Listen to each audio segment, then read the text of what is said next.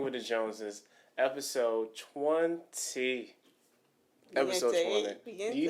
That's not. That I don't know what. No, just. It might not be. Anyway, I'm Rashad. I'm Kesha. And today we're gonna get right to it. We're gonna be talking about what's going on right now, and the plight of Black people across the globe, really. And how we collectively feel.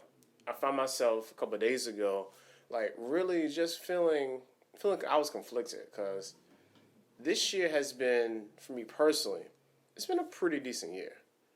I feel like I have gained some things, progressed, started some new things that are very positive, and hopefully will come into fruition to be very beneficial for myself and for our family.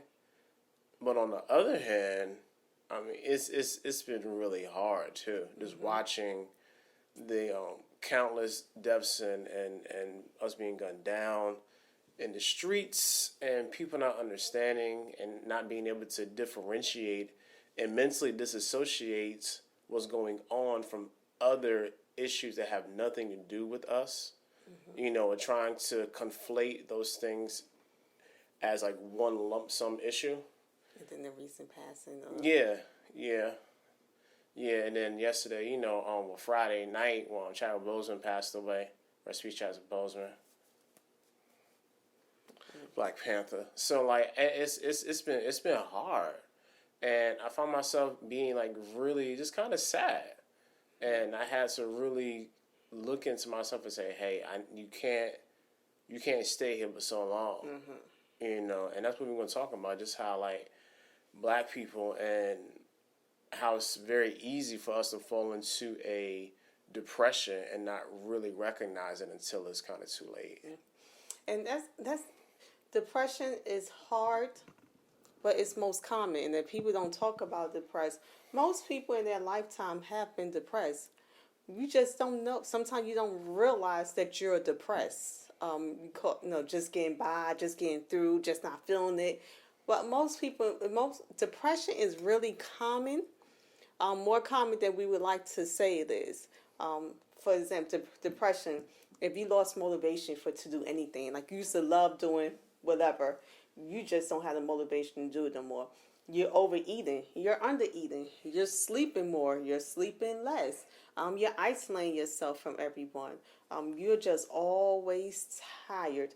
Or you have so much energy, it's like you're moving fast and people can recognize it. So the spectrum of depression, most people have felt into. You're feeling sad often.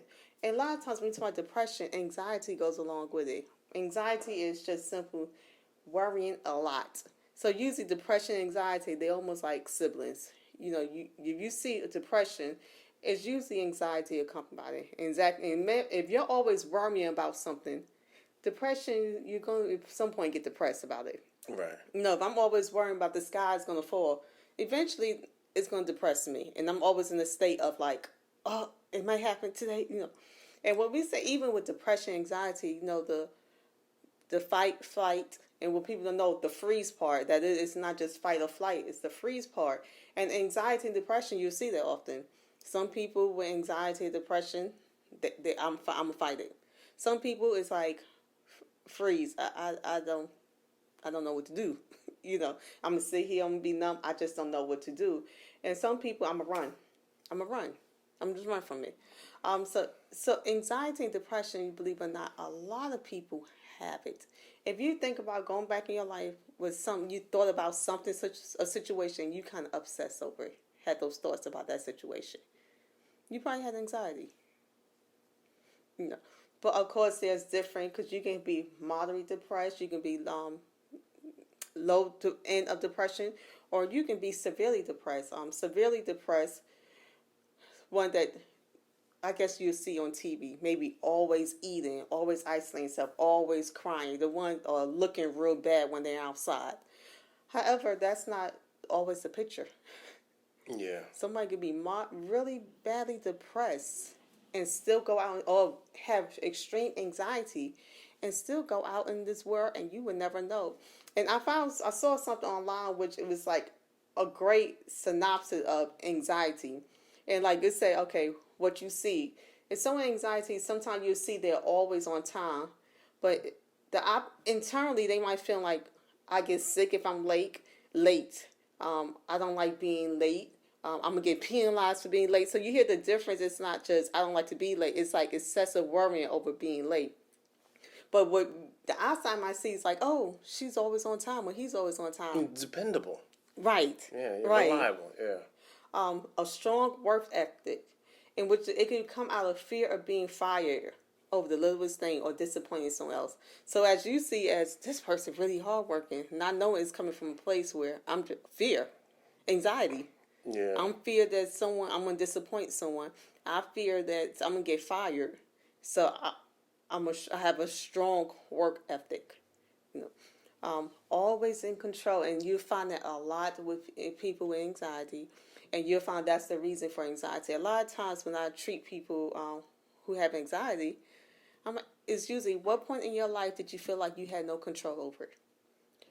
And whatever point in your life you feel like you have no control over, now it's like your body built up this wall, so you will never be in that situation again. So it's like you got to have control over everything. But the thing is, life, you can't have control over everything. So what happens? It produces anxiety. It kind of throws you out of your spin, or even depression, because you can't control that. Such as our nation. You can't control COVID-19. We can't control if we're going to have jobs. Doesn't matter how hard you work, how hard you're on time. We can't control this quarantine no more. We can't even control how our children's education is going to go. Yeah. So I'm seeing a lot of people having anxiety. The election, I'm seeing a lot of people, both black and white, having great anxiety about this election and depression about the election. If Trump is going to win.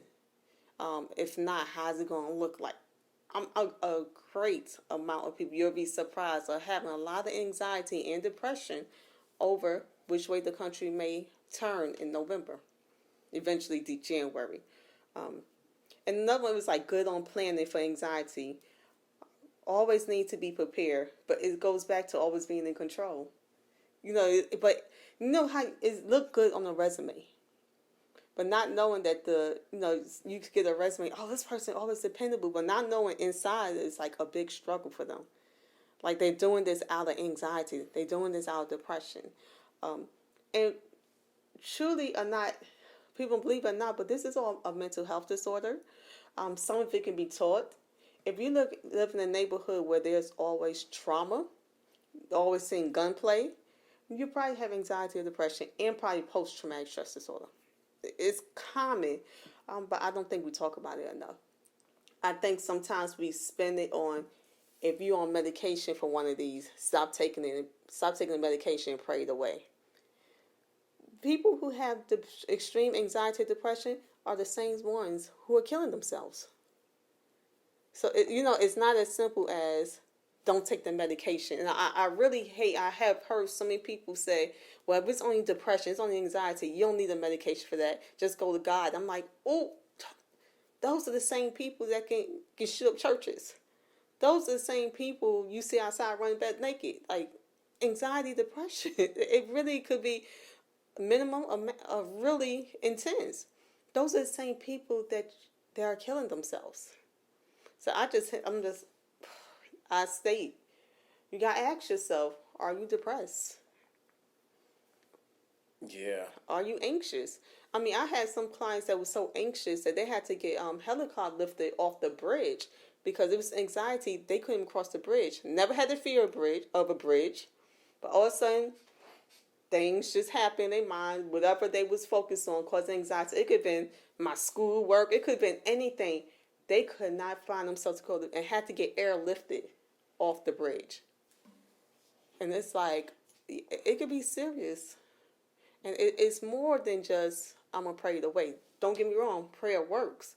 However, you know how I feel when it comes to mental health and religion, that sometimes people would recommend for people who to stop taking mental health medication, or the feeling that everyone who goes to counseling is for medication, which is not true. Counseling is not medication. No, I'm not on medication because I'm in counseling. Right, and you'd be surprised how many people like, I don't want medication. Good, I can't prescribe you anything. Okay, that works. But I really, it's like nails on a chalkboard when I hear someone advising someone not to take their medication, and they're not in the medical. It's not like they're in the medical field, just because God wouldn't want you to do that. But that person's on medication for, diabetes, high blood pressure. You don't tell them stop taking the medication, and so how you gonna tell them not to take it for something that's help them control their mind, help them to I'm saying normal, or they're normal. How many times have you heard that in church? All my life. I'm asking, how many times have you heard to don't take the medication? Yeah. Oh, we have a deliverance service on, and the deliverance is mental health. Yeah. And I believe, my thought is, I don't put God in the box. I'm never to say that God can't heal these things. However, work the system, and do so well that let them have to take it away from you. Not just go in cold turkey like, I ain't going to take this anymore. Because there is side effects from just dropping the medication. Like any medication, medical, mental health. If you just stop taking it, it's terrible side effects. Yeah. A lot of the medication, you have to be weaned off it. So that's another reason why it's never a good idea to tell someone just to stop taking their medication. Because it could be terrible, terrible side effects from just not taking it.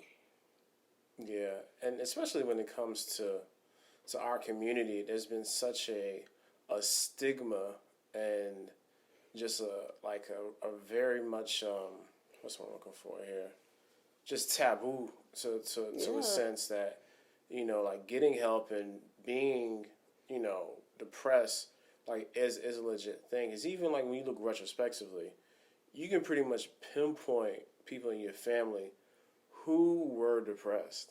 And rub it off. Yeah, we just kind of didn't deal with it or didn't understand at the time because we were so young. We didn't know. We knew something was wrong. We just didn't know what. Like, oh, they just cried. They'll be all right. Yeah.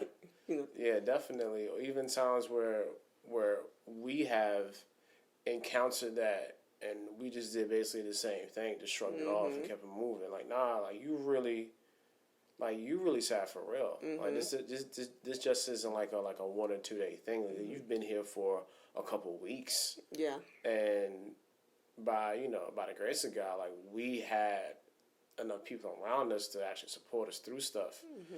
And unfortunately, a lot of people don't have that and don't have those outlets and don't have people to talk to, don't have people that can relate or understand or will want to have, be empathetic towards them. So you'll get, the person who be like, forget it, I'm done with this. And that's how I see a lot of us now, even the social discourse when I look on Facebook or Twitter, and it's a lot of very just sad, very somber messages going out. And my thing is how much are we consuming of this? How much do we want to consume? How much should we consume? You know what I'm saying? Because I feel like this because some of us, especially early on, I was like, if I don't feel concerned about it, like what am I like? I feel like a sellout. But I know for me and my mental health, I can't take but so much of it. And that's important. I think that's important. You have to know what's best for you. Everyone has a different, no matter if it's a Black Lives Matter, everyone has a different percentage they can participate in. Yeah. Some can give 100. Some can get 40, some can get 30, some can get 10, some can get none. It's okay. Everyone has a different percentage of what they can take or what they can do.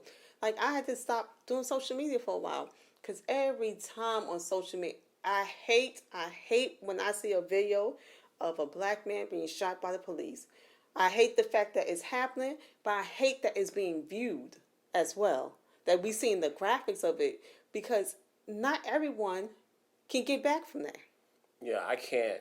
I can't watch nobody die. For some people, that can be kind of one of the situations that causes into depression. So easy. Anxiety. So easy. And I think I state, especially for the Black men, black people, people of color, is anxiety. You know, I was watching Judge Mathis, and he was saying even though he's a judge, and even though he would work with some of the police officers, still to this day, when he gets pulled over, he's get nervous. That's anxiety. You still feel that. You still feel that same way. And he's a judge. Don't matter. Don't matter. Still black. Exactly. Exactly. It does. Your color supersedes. Your celebrity, your money, does not matter. But that's anxiety. It is. And that's what watching these videos kind of do. So, I'm down with the whole, no police brutality, Black Lives Matter. I can't keep viewing a black man getting instantly murdered, shot, taken advantage of. I can't keep watching it. I had to detach. I have to take. I can't. Also, I can't keep watching the news. It's recommended that by an hour a day is the most you should watch the news, because it's like, and Rashad used to turn to the news and he's starting back, and when you wake up, it's like, man, in Norfolk got shot today. I'm like, good, I didn't even wake up yet. I didn't even wake up. 10 people lost their lives. I'm like, and that already put me in the bad mood for that day. Like, I'm already mad and kind of anxious and even kind of depressed. Like, dang, 10 people when that's going to happen to me? That's going to happen to me? I mean, how about my children? It already puts you in that mood. Now, what do you do when you have depression? And I have depression several times in my life. And I'll share, when I had my first child, I had postpartum depression. I did not know what it was. And people didn't recognize it until I recognized it. It was kind of, I really didn't recognize it. And you didn't recognize it either. I had the one, every time she cried, I cried.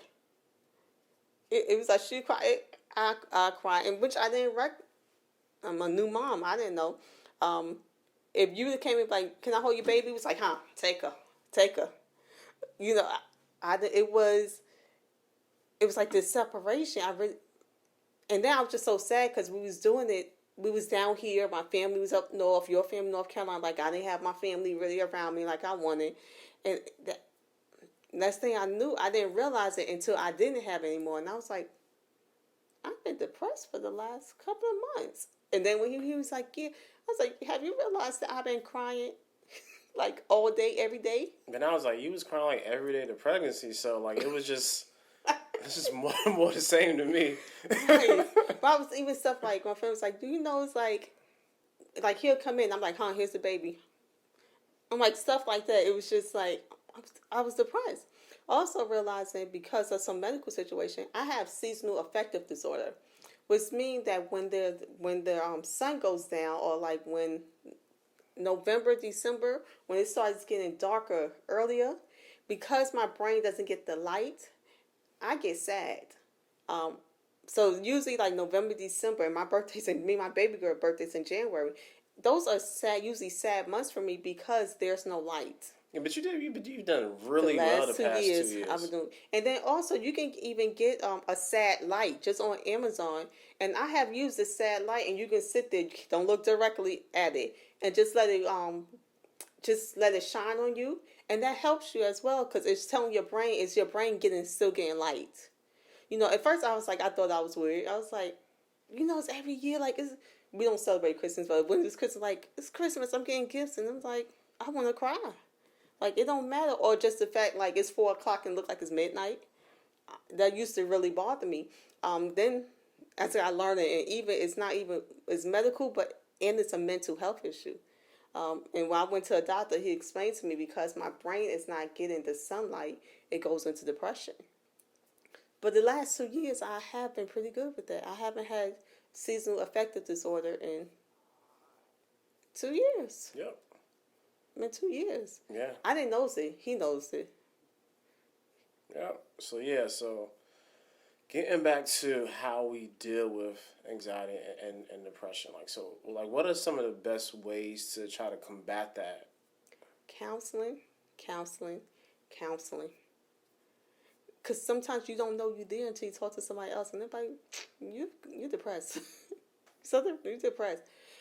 actually get it off your shoulders and let all those thoughts that you have in your mind, to learn strategies and techniques so you actually can combat them. I say, like, I teach group when we have coping skills, and those coping skills, I say, use them as, like in the Bible say, your armor. So if I know some people have agoraphobia, they're scared of going out in public. If you know you're scared of going out in public, we're gonna get ready now. So if that's, some have to do meditating, some listen to gospel music, some need to pray. I need something to write. There isn't this meditating bowl, which I think I'm gonna get one. You'll like it. It makes this sound that we connect. Yeah, I like it. I'm gonna get one. I'm not down with it. It's not meditating. I'm saying it wrong because I don't know the technical name, but it's this bowl that gives this frequencies. Yeah, not really. It's like I know like exactly it. what you're talking about. Not down with that. But even with that, whatever you need to do to get in a safe place, to feel like you can kind of pump you up, I recommend doing that when you know you better go into a situation where it's gonna stress you out. I would say if some needs medication, go ahead and see a psychiatrist for medication. I usually recommend psychiatrists as opposed to your personal PCP, because a psychiatrist is trained for mental health. Your primary care manager, doctor, just writes medication, but not necessarily trained in mental health. Yeah. It's just kind of like maybe general anything. But your psychiatrist is specialized in mental health. I took vitamins. Some vitamins, and I can't confirm this, some vitamins was able to help me too. Like vitamin C, vitamin D.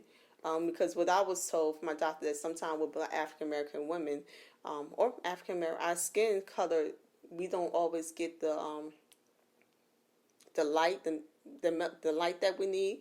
So we usually have a vitamin D deficiency. Vitamin D deficiency also causes depression. So taking vitamin D actually gave me a little boost too, and taking a multivitamin gave me a little boost. Stuff like that you don't even think about, like a vitamin, not having sun. Or just being healthy overall. Being healthy. Yes, that helped. That has helped. And I would say it helps to have fellowship. Good fellowship. Yeah. With people. People that you can really trust. You can't isolate yourself. Yeah, don't isolate you. And that, I know with me, that's one of my tactics. When I'm starting to feel down and stuff, I isolate myself. And he'll usually come like, come on. Like, he knows me now. He knows the signs. So he'll usually come and get me, like, come on, let's take a walk. And that really does help me. Exercise helps with depression. Exercise really helps. And even before, I know, struggle even with signs like ADHD, sometimes having caffeine or chocolate can help those symptoms of ADHD, and not necessarily take medication. However, I would say let your doctor recommend that. Yeah. Talk to your doctor. Yeah, I think that's how you treat it. You have to, and I always say for everything, you can't treat anything unless you acknowledge it. You have to acknowledge that you're having these thoughts and these feelings. Yeah, I really feel as if this conversation was more the norm, you know what I'm saying? And like, of course, like the favorite keyword nowadays is normalize. If we could normalize this aspects of who we are, and again, like really acknowledge that these things do go on, and it's a process to one, seeing what it is, and then actually going through it and coming out on the other side of it a lot better than what we were, then it could be a lot easier to manage ourselves and manage our thoughts. Yeah. When these things happen, because I've had to. I mean, because I haven't, like, being anxious really wasn't a thing for me, not early on, and then like the older I got, and then the more I realized that I could lose.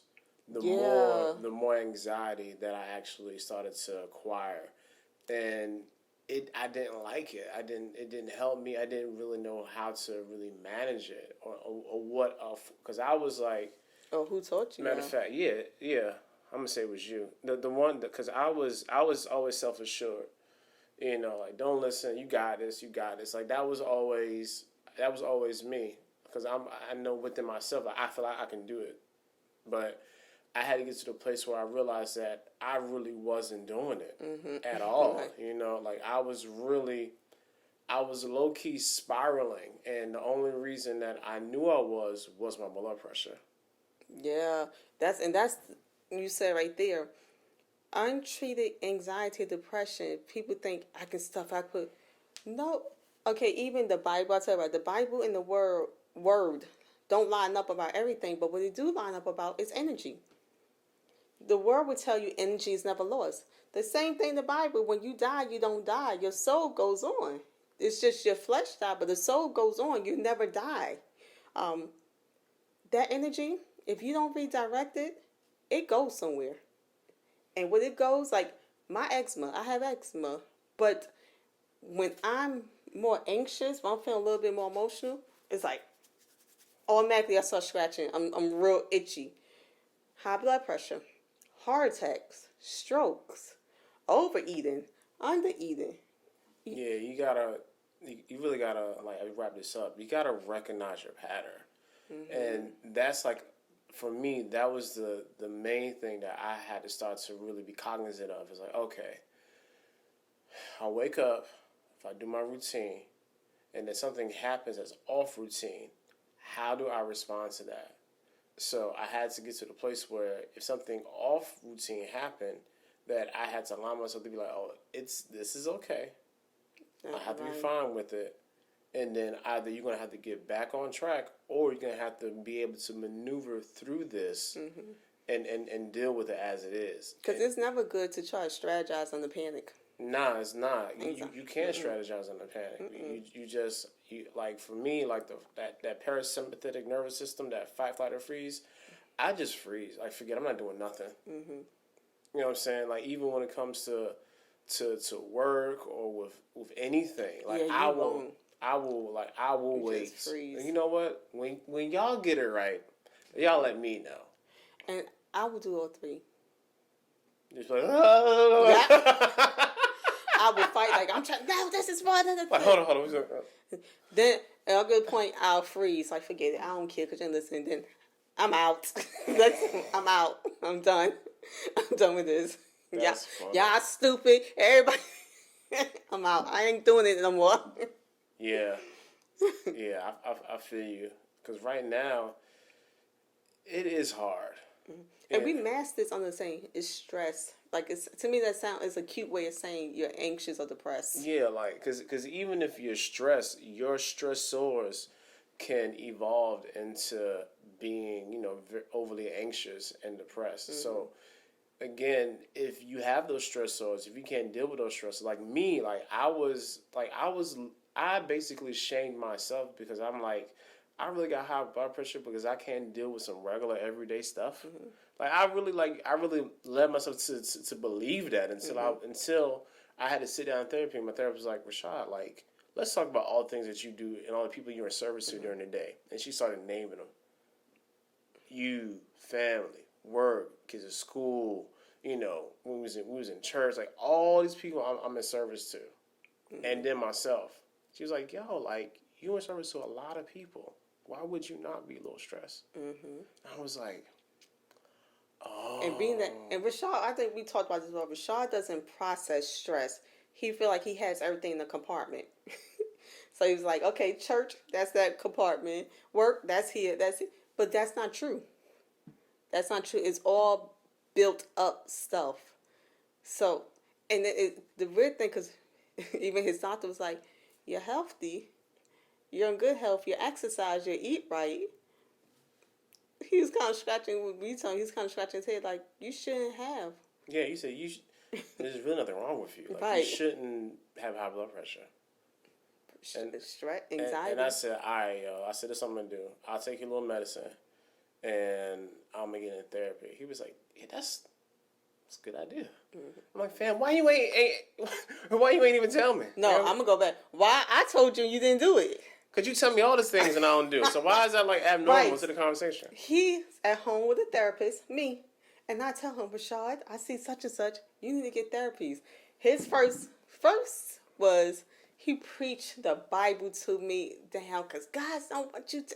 It's not in the Bible. I'm like, Lord. Like, why we gotta keep going down No, this road? no. Because we got to tell how you overcame. Because you're to the point where you're in counseling now. Oh, my Tell God. how you overcome. Understand it better. Shut up. By and by. Did I say by and by? And it was like a slap in the face. Like, so you don't believe in what I do? No, but not. We ain't supposed to be part. Like, what? That don't make sense. It's literally, that's like you being a teacher and say you don't believe in teaching. Like, it doesn't make sense. So eventually he got to the line. So I was telling him for years. And I think that's how we did it. I said, Rashad, keep a journal on when do you notice that your blood pressure is the highest? And when he kept the journal, because he didn't believe I told him stress, he saw plain out, it was a black and white, that his stress was higher. I mean, his blood pressure was higher when he was experiencing stress. And he was like, oh my God, I'm like, Negro. Why I gotta be all that? I told you that. Where my money, baby? But honestly, look at yourself. Are you depressed? What's going on in the world? The quarantine, number 45. The dying of the celebrities, the dying of innocent black men to police. Is this causing depression? Or if you don't like the word depression, is it causing extreme sadness? Is it causing anxiety where you feel like it's obsessed, like you have to watch this, you have to be in the movement, like you have to? I feel like you about to start selling something for an infomercial. Drink my miracle water. Come on, Peter Popoff. Here go my miracle towel. Just wipe your head off. My miracle toilet paper. Pre-used. But honestly, speak to someone about it. Speak to someone about it. Yeah, that's really the moral of this whole story today is make sure you communicate. You gotta tell. You have to tell, because anything that we can't tell and won't tell will eventually be told. And it's usually what's holding us down, what's causing us to sink. Trust me, it's gonna. Anything that you don't want to tell will eventually be told. But guess what? Whatever it is, there is thousands and probably millions of people who have that same exact thing. Yup. We gotta stop thinking we so special. Our situation so special. Mm-hmm. Nah, you just regular like everybody else. Mm-hmm. But I think that's even going to a trick of your mind or a trick of the enemy to make you think you're the only one in the world who's ever that you're on your island. No. Nah. It's millions of the same story. Everybody just quiet. Mm-hmm. So you gotta be able to open your mouth and actually explain who you are and what you're dealing with. Yep. All right, so. Episode 20, Hanging with the Jones, is talking about black people and how we dealing with depression and how we should deal with it, things to cope, how we could, how we can keep on overcoming one day, like the old Negro spiritual. But yeah, make sure you like, share, subscribe. We are slowly getting our numbers up. We love y'all who are down for the fam. Join us on Patreon as well if you guys want to contribute. www.patreon.com/Hanging with the Joneses. Also on the social medias, because we are on the Facebook and the Instagram. You don't need to be on Twitter, because Twitter's the devil. And no TikTok is in the soon. No, TikTok, yeah. Your boy's taking TikTok, so that ain't a thing. I'm not going to be here doing little stupid dances for the kids. No, I refuse.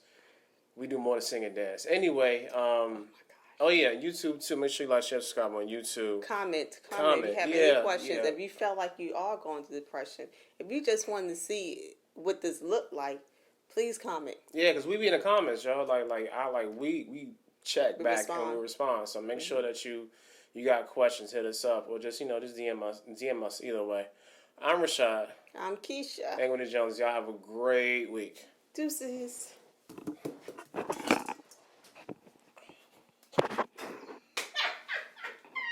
Why did you do that? I wasn't expecting to get you because you thought my aim be off. I hate you.